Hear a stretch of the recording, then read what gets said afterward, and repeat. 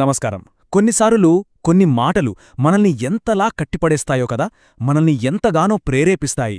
అసలది ఎలా సాధ్యం? ఈరోజు మనం సరిగ్గా అలాంటి ఒక శక్తివంతమైన ప్రసంగం లోపలికి వెళ్ళి చూద్దాం. తెరిచిన చేతులు అనే ఈ స్పీచ్లో మిస్టర్ అషేరా అనే ఒక నాయకుడు తన విజన్తో ప్రజలందర్నీ ఎలా ఏకం చేశాడు, అసలాయన ఉపయోగించిన టెక్నిక్స్ ఏంటి, అవన్నీ ఇప్పుడు విశ్లేషిద్దాం. ప్రసంగం మొదలవ్వడమే ఒక పవర్ఫుల్ కొటేషన్తో మొదలవుతుంది. బిగిచిన పిడికిలి తన దగ్గరున్నదాన్ని కాపాడుకోవచ్చేమో, కాని కొత్తగా దేన్ని అందుకోలేదు. ఒక్క క్షణం ఆలోచించండి, ఎంత నిజం కదా ఈ మాటలో. ఈ యొక్క వాక్యంతో, ఈ యొక్క మెటఫర్తో మొత్తం ప్రసంగం యొక్క సారాంశాన్ని మన కళ్ల ముందు పెట్టేశారన్నమాట. వాళ్ల ఫిలాసఫీకి ఇదే ఫౌండేషన్. సరే, ఈ మొత్తం ప్రసంగాన్ని బాగా అర్థం చేసుకోవాలంటే మనం ఒక 5 భాగాలుగా దీన్ని విడదీసి చూద్దాం. ముందుగా ఆ లీడర్ కళ ఏంటో చూద్దాం. ఆ తర్వాత తెరిచిన చేతుల ఫిలాసఫీ ఏంటో తెలుసుకుందాం. ఇక మూడోది, ఒక కమ్యూనిటీని కుటుంబంగా ఎలా మార్చారో గమనిద్దాం. నాలుగోది, విజయానికి వాళ్ళు చూపించిన దారేంటి. అండ్ ఫైనల్గా వాళ్ల చివరి పిలుపేంటో చూసి ముగిద్దాం. ఈ ప్రాసెస్లో అసలు ఒక ఐడియా ఎలా ఒక మూమెంట్గా మారుతుందో మనకు క్లియర్గా అర్థమవుతుంది. సో, మనం మొదటి భాగం, నాయకుడి సమిష్టి స్వప్నం. చూడండి, ఏ ఉద్యమమైనా సరే దానికొక స్ట్రాంగ్ లీడర్, ఒక క్లియర్ విజన్ ఉండాలి. అది కంపల్సరీ. మరి ఈ ప్రసంగంలో ఆ రెండింటినీ ఎలా మన ముందు పెట్టారో చూద్దాం. ఇక్కడ చాలా ఇంట్రెస్టింగ్ పాయింట్ ఏంటంటే, మిస్టర్ అషేరాను జస్ట్ ఒక సక్సెస్ఫుల్ సీఈఓగా మాత్రమే చూపించట్లేదు. కాదు, ఆయనను ఒక సాహసోపేతమైన, అందమైన సమిష్టి స్వప్నానికి మూలంలా పరిచయం చేస్తున్నారు. అంతేకాదు, ఆయన్ని మిస్టర్ అషేర్ అని ఇలా రకరకాల పేర్లతో పిలుస్తారు. ఇది ఎందుకంటే ఆయన చుట్టూ ఒక ప్రత్యేకమైన, చెప్పాలంటే ఒక లెజెండరీ ఇమేజ్ని క్రియేట్ చేయడానికి ఇది బాగా హెల్ప్ అవుతుంది. అసలు ఈ లీడర్ని ఎలా ప్రొజెక్ట్ చేశారో చూడండి. ఆయన ఆల్రెడీ విజయ శిఖరాగ్రంలో ఉన్నారట. కాని తన సక్సెస్ ఫార్ములాని దాచుకోకుండా తన విజ్ఞాన ఖజానా తలుపులు అందరికోసం తెరిచిన ఒక ఉదారమైన వ్యక్తిగా చూపించారు.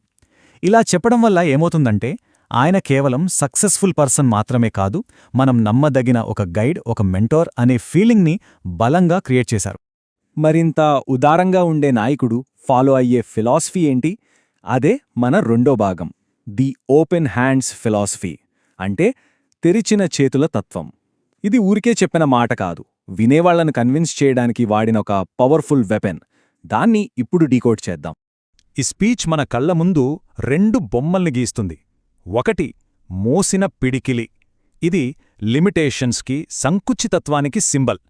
ఇది కొత్తగా ఏది తీసుకోలేదు, కొత్తగా ఏది కట్టలేదు. ఇక రెండోది, దానికి కంప్లీట్ ఆపోజిట్, తెరిచిన చెయ్యి. ఇది సమృద్ధికి, నమ్మకానికి, అంతులేమి అవకాశాలకు ప్రతీక.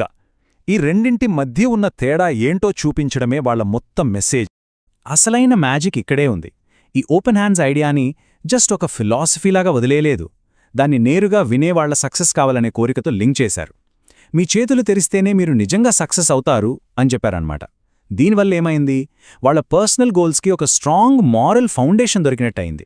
సరే, అందరూ తమ చేతులు తెరిచారు, ఒకరికొకరు సాయం చేసుకుంటున్నారు. అప్పుడేమవుతుంది? ఒక కమ్యూనిటీ ఫామ్ అవుతుంది. కాని ఈ స్పీచ్లో దాన్ని జస్ట్ కమ్యూనిటీ అని పిలవట్లేదు. అదే మన మూడో point, community as extended family. అంటే సమాజం ఒక పెద్ద కుటుంబం లాంటిదని. ఈ ఫీలింగ్ని క్రియేట్ చేయడానికి వాళ్ళు ఎలాంటి ఎమోషనల్ లాంగ్వేజ్ వాడారో ఒక్కసారి చూద్దాం. ఇక్కడ మీరు జాగ్రత్తగా గమనిస్తే, ఈ రిలేషన్షిప్ని ఒక బిజినెస్ డీల్లాగా చెప్పట్లేదు. దానికి బదులుగా ఒక విస్తరించిన కుటుంబంలోకి మిమ్మల్ని దత్తత తీసుకుంటున్నట్టుగా ఫ్రేమ్ చేశారు. దత్తత అనే పదం ఆలోచించండి, ఎంత పవర్ఫుల్ వర్డ్ అది. అంటే ఇది జస్ట్ మెంబర్షిప్ కాదు, ఇదొక లైఫ్ టైం బాండింగ్ అనే ఫీలింగ్ని బలంగా కలుగజేస్తుంది. ఈ ప్రాసెస్లో ప్రిస్టీన్ పొజిషన్ అనే ఒక స్పెషల్ పదాన్ని ఇంట్రడ్యూస్ చేశారు. అంటే నిర్మలమైన స్థితి అని అర్థం. దీని మీనింగ్ ఏంటంటే, కొన్ని లక్షల మంది జీవితాలనే మార్చడానికి కావలసిన పర్ఫెక్ట్ పవర్, క్లారిటీ మీ దగ్గర ఉన్నాయి అని చెప్పడం.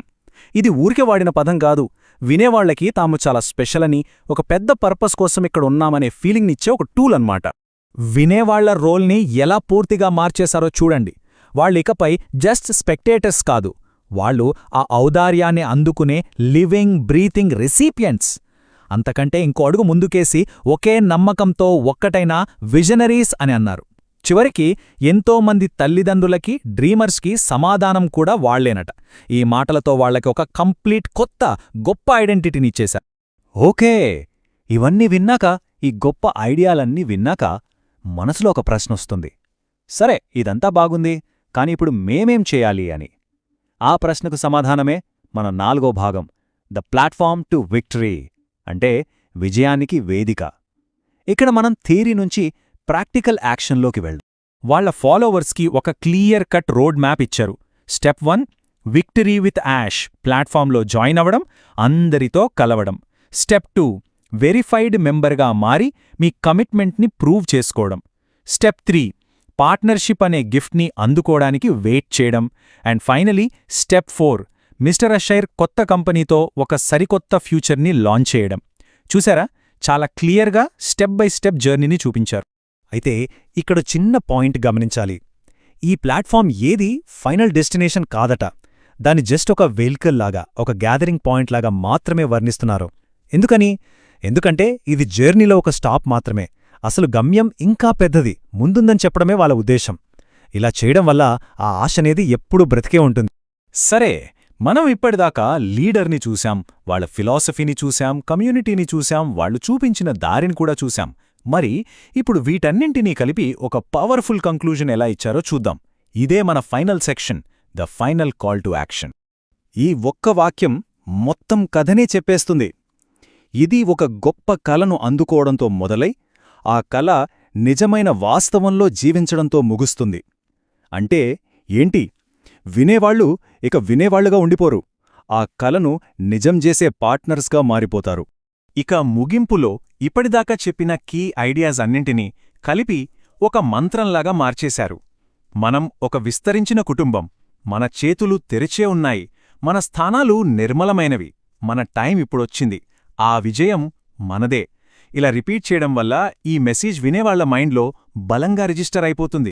సో ఫైనల్గా ఈ మొత్తం విశ్లేషణ మన ముందు ఒకే ఒక పెద్ద ప్రశ్నను ఉంచుతుంది. అసలు ఒక కమ్యూనిటీ ఎప్పుడు ఫ్యామిలీగా మారుతుంది? సరైన మాటలు, బలమైన ఎమోషన్స్ ఒక గ్రూప్ ఆఫ్ పీపుల్ని ఎంతలా ఇన్ఫ్లుయెన్స్ చేయగలవో ఈ స్పీచ్ మనకొక ఉదాహరణలా నిలుస్తుంది. దీని గురించి ఆలోచించండి. ధన్యవాదాలు.